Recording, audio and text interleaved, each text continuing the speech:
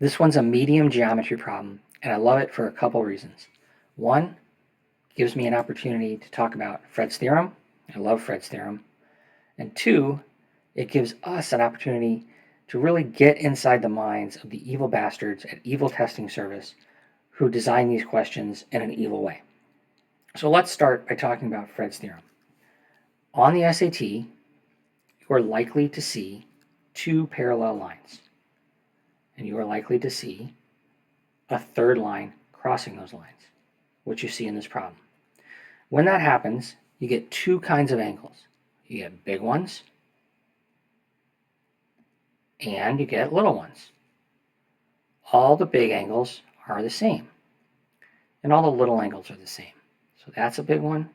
It's the same as that one, also a big one. Where's another big one? That's a big one, also the same. All the little angles are the same. That's little, they're the same. Anytime you add a big angle and a little angle, you get 180 degrees. I don't have enough room here, so Fred's theorem is going to have to go, and let's tackle the problem. The figure has line M and N, they're parallel, x equals 6k plus 13, and y equals 8k minus 29. What are you looking for? You're looking for z. So just real quick, write it down and circle it. You've got to redraw the figure. My figure's terrible. Doesn't have to be drawn to scale. Their figure's not even drawn to scale. So what do you got? What's important in the figure? Well, x is important, y is important, and z is important. Figure is only on the computer screen. You have to redraw it if you want to deal with it. What is x? X equals 6k plus 13. What is y? Y equals 8k minus 29. All right, let's look at x and y. Are they the same? They are the same. Why?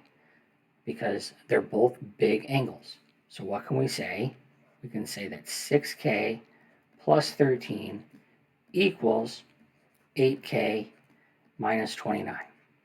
Okay, do the algebra real quick. We're going to move 6k across the equal sign. It's going to change signs. And we're going to be left with 2k. We're going to move minus 29 across the equal sign. It's going to change signs. And you're going to get 29 plus 13. And you are going to throw that in your calculator. And you're going to get 42. Okay. K equals 21. Okay, guys. Now's the time when we're going to write down the answer choices so we can cross stuff off. Take a look at answer choice B. It says 21. That's for the people who decide, I'm done. I don't want to do anymore. But you're not done, right? You just found K. That's nowhere in the figure. You're looking for Z. So what do you do with K? Well, it says X equals 6K plus 13. So X equals 6 times 21 plus 13. That is more calculator math. So you're going to throw that in your calculator, and what are you going to get? You're going to get 126 plus 13. I would do that one on my calculator too, and I'm going to get 139. Okay, back to the answer choices. That's for people who say, well, I'm just not doing anymore. So the evil bastards at Evil Testing Service have given two partial answers, but you're still not done, because what did you find? You found x. X is 139, but we're looking for z. Okay, x is 139. It's the same as y. What's y? That's 139. X and y are big angles. What's z? Z is a small angle. So how do you figure out what that is? Well, we said that any big angle plus any small angle is what? 180. So we take 180 minus 139. This is 139. And then that's calculator math all the way. Throw out your calculator, and you're finally done. 41 is the answer.